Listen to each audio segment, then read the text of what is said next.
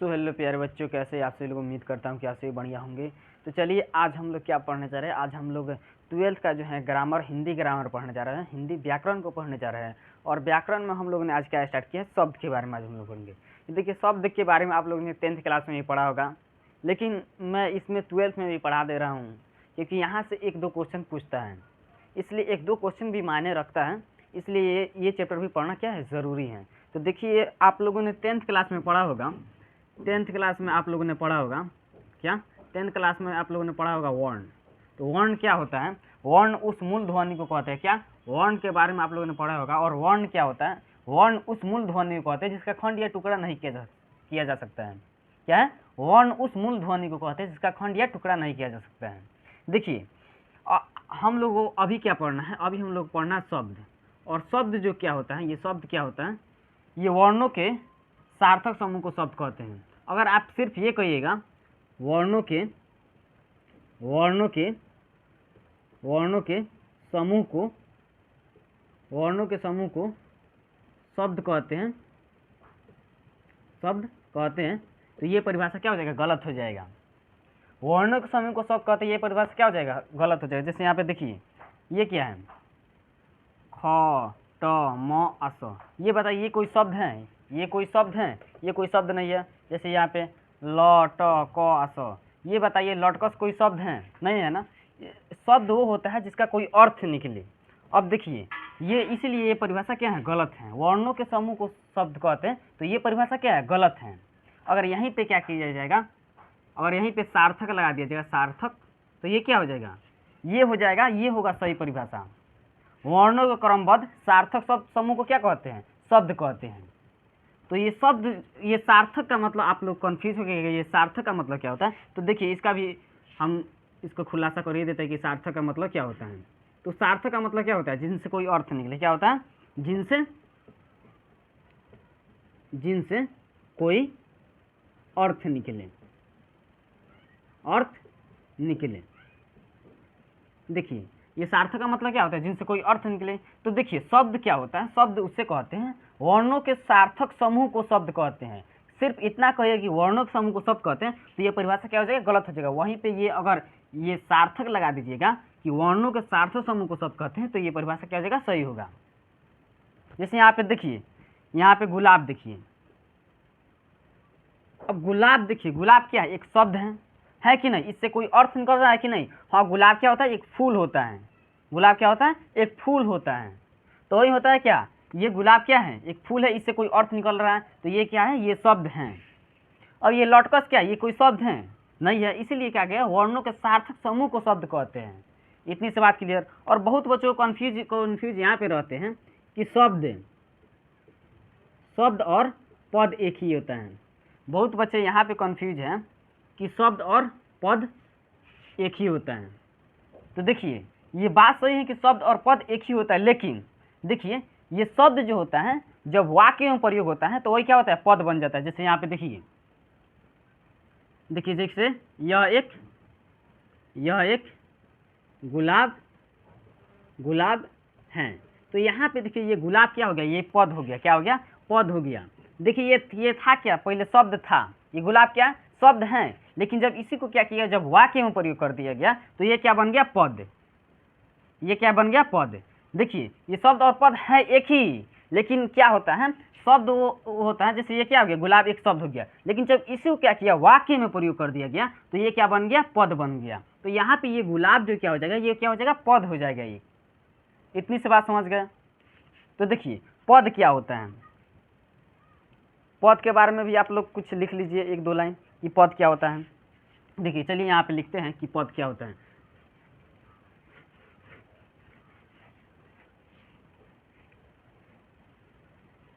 देखिए,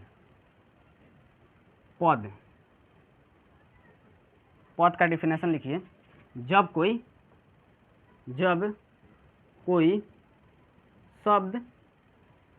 शब्द वाक्य में प्रयोग किया जाता है, तो क्या होता है, जिसका कोई अर्थ निकलता है, उसी को क्या कहा जाता है, तो वो क्या हो जाता है, वो हो जाता है, पद हो जाता है। जैसे यहाँ पे देखिए, जैसे यहाँ पे देखिए, जब कोई शब्द वाक्य में प्रयोग किया जाए तो वह पद कहलाता है। क्या होता है? वह पद कहलाता है। जैसे देखिए यहाँ पे ये क्या है, जैसे लड़की, लड़की यहाँ पे देखिए, लड़की क्या है? एक शब्द है। और जब इसी को क्या किया जाए, जब वाक्य में प्रयोग किया जाएगा, जैसे वह एक लड़की है, तो अब इसमें बताइए पद क्या होगा। तो यहाँ पे जब ये लड़की क्या एक शब्द है, जब इसी को क्या किया, वाक्य में प्रयोग कर दिया गया, तो ये क्या बन गया? ये हो गया पद। ये क्या बन गया? पद बन गया। इतनी से बात समझ गए। अब देखिए हम लोग का जो मेन टॉपिक क्या है, शब्द है। तो शब्द के बाद शब्द का भी डिफिनेशन लिख लेते हैं कि शब्द क्या होता है। देखिए शब्द, देखिए वर्णों के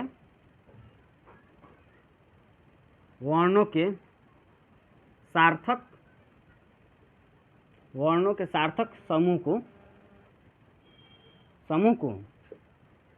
शब्द कहते हैं। क्या कहते हैं? वर्णों के सार्थक समूह को शब्द कहते हैं। सार्थक का मतलब आपको अभी बताया है कि जिससे कोई अर्थ निकले। क्या होता है? जिससे कोई अर्थ निकलता है उसी को कहा जाता है सार्थक। तो देखिए वर्णों के सार्थक समूह को शब्द कहते हैं। समझे? यहाँ पे देखिए, जैसे यहाँ पे देखिए आदमी क्या हो जाएगा? आदमी ये क्या है? ये एक शब्द है।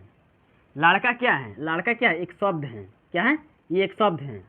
गुलाब क्या है? एक शब्द है। गुलाब से, ये लड़का से एक अर्थ निकल रहा है कि नहीं? तो वही होता है वर्णों के सार्थक समूह को शब्द कहते हैं। जिससे कोई अर्थ निकलता हो वही होता है शब्द। इतनी से बात समझ गए। अब देखिए शब्दों के वर्गीकरण देखते हैं कि शब्द के वर्गीकरण कितने आधारों पर किया गया है। तो देखिए यहाँ पे शब्दों का वर्गीकरण देखते हैं।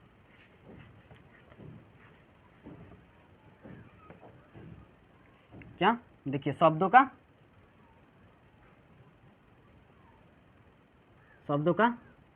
वर्गीकरण, शब्दों का वर्गीकरण। तो देखिए शब्द का वर्गीकरण जो है ना, कितने आधार पर किया गया है? 4 के आधार पर किया गया है। देखिए शब्दों का वर्गीकरण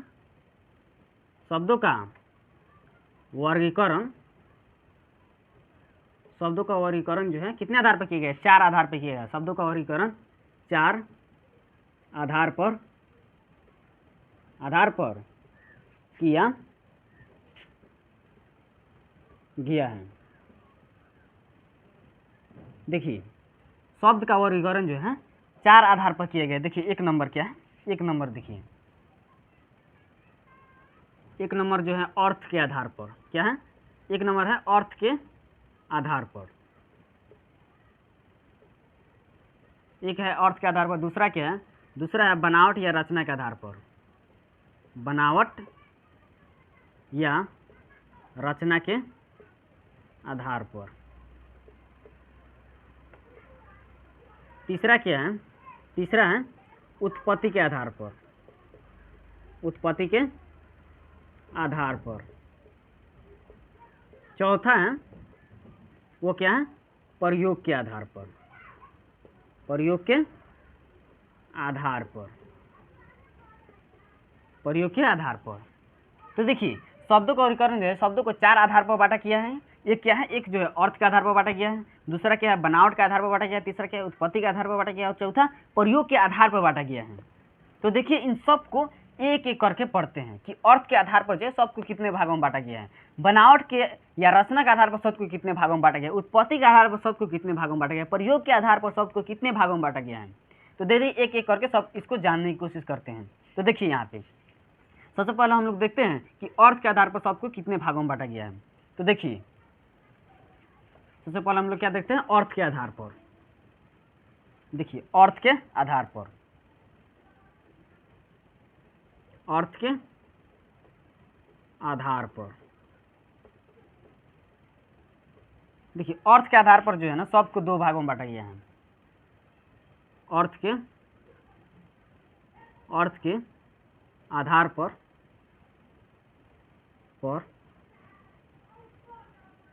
शब्दों को 2 भागों में बांटा गया है। देखिए अर्थ के आधार पर शब्द को कितने भागों में बांटा गया, अर्थ के आधार पर शब्द को 2 भागों में बांटा गया है। देखिए वो 2 भाग कौन कौन सा है। एक नंबर जो फर्स्ट नंबर है क्या है, वो है सार्थक शब्द। क्या है? सार्थक शब्द, सार्थक शब्द। और दूसरा क्या है, दूसरा क्या है, निरर्थक शब्द। क्या है? निरर्थक शब्द। देखिए अर्थ के आधार पर जो है शब्द 2 प्रकार का होता है। कोई आपसे पूछ ले कि अर्थ के आधार पर शब्द कितने प्रकार का होता है, तो अर्थ के आधार पर शब्द जो होता है 2 प्रकार का होता है। एक होता है सार्थक और दूसरा क्या होता है, निरर्थक। इतनी सी बात समझ गए। अब देखिए इन दोनों को एक एक करके समझते हैं कि सार्थक शब्द क्या होता है और निरर्थक शब्द क्या होते हैं। सार्थक तो आपको समझ में आ ही रहा होगा, कुछ कुछ आपके दिमाग में दौड़ रहा होगा कि सार्थक शब्द क्या होता है। अभी आप लोग आपको तुरंत बताए हैं कि सार्थक मतलब क्या होता है। देखिए यहाँ पे सार्थक शब्द क्या होगा। एक नंबर सार्थक शब्द को देखते हैं। ये सार्थक शब्द क्या होता है, देखिए इसका डिफिनेशन होगा, ऐसे शब्द वे शब्द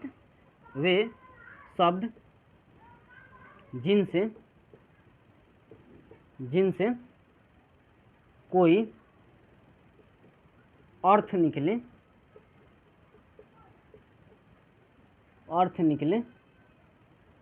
उसे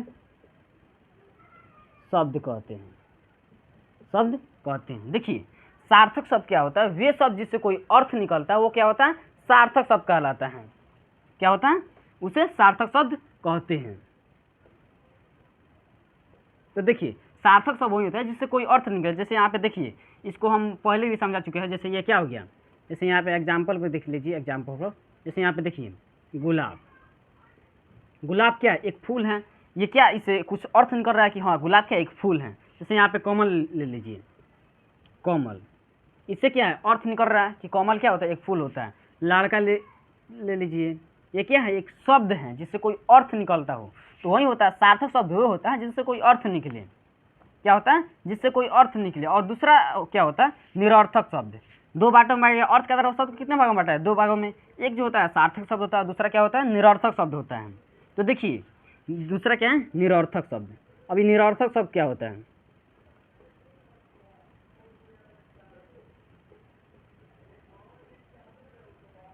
देखिए यहाँ पे नी का मतलब क्या होता है, नी का मतलब क्या होता है, नी का मतलब होता है नहीं। क्या होता है, नहीं।